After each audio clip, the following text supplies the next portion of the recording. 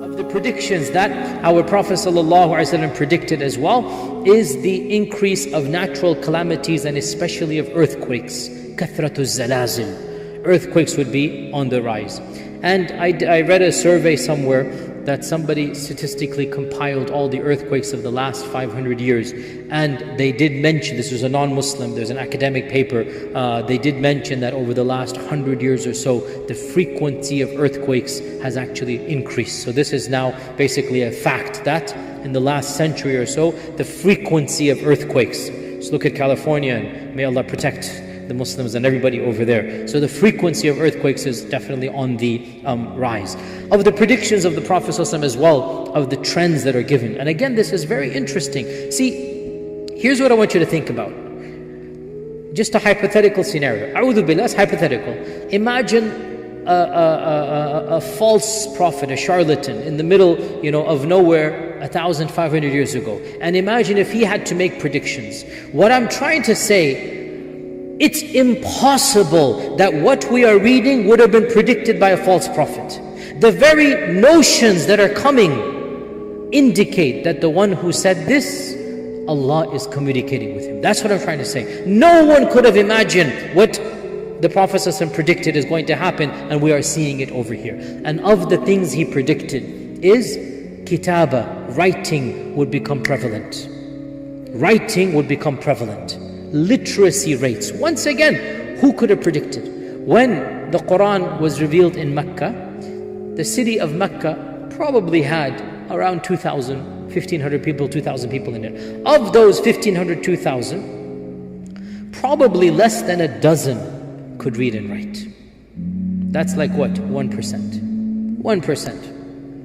And our Prophet ﷺ predicted, إِنَّ مِنْ عَلَامَاتِ السَّاعَةِ, of the signs of Judgment Day, is kitaba, will be prevalent. Remember, most of the Sahaba could not read and write because that was the society.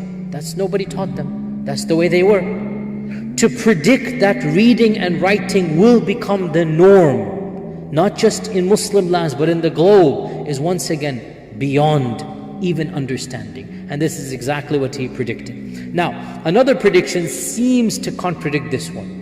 And that's the hadith in Sahih Bukhari. The hadith of Kitaba is in Muslim Imam Ahmad. Sahih Bukhari mentions another prediction. That one of the signs of the end of times is that ignorance will prevail. Jahl will be everywhere. Ignorance will prevail. Now, how can ignorance prevail? And at the same time, the Prophet is saying reading and writing will prevail.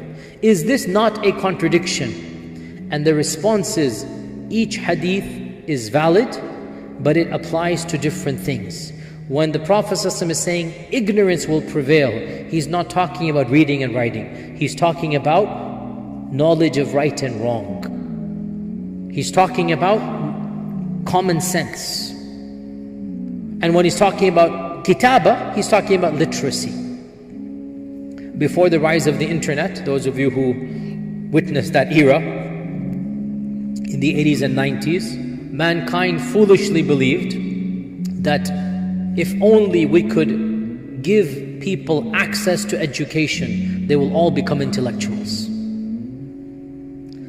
The internet came, and all of Encyclopedia Britannica times 100 became free of charge. Wikipedia and this and that. Any database you want is there, any journal you're there. And mankind has not gone more intelligent. It has even taken a nosedive beyond that.